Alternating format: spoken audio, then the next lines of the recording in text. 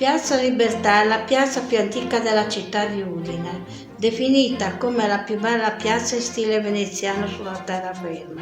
Sorge nello spiazzo di sotto del Colle del Castello. Nel corso della storia ha cambiato più volte nome. Nel Medioevo portava il nome di Piazza del Vino, che qui si commerciava. Nel 1350 assunse il nome di Piazza del Comune e nel 1500 con l'arrivo dei veneziani prese il nome da un luogotenente, divenendo Piazza Contarena. Dopo l'unificazione del Friuli con l'Italia fu intitolata a Vittorio Emanuele II e dopo la seconda guerra mondiale assunse il nome odierno. Sulla parte rialzata della piazza sono presenti diversi monumenti. La torre dell'orologio, costruita da Giovanni da Udine nel 1527 con i due mori che rintoccano le ore dal 1850. La colonna con la Statua della Giustizia, che risale al 1614 e con un evidente significato simbolico. Il Monumento della Pace, commissionato durante la dominazione francese per commemorare il Trattato di Campoformido, che venne qui collocato nel 1819.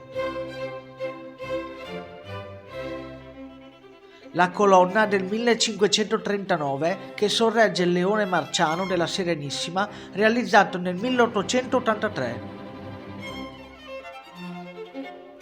La fontana di epoca rinascimentale progettata dall'ingegnere bergamasco Giovanni Carrara.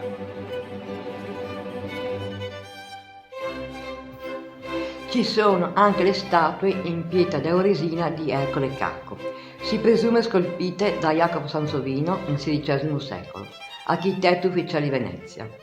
Nella mitologia Cacco venne punito da Ercole per avergli furbescamente sottratto i buoi. I friulani li chiamano affettuosamente Floriana e Venturini.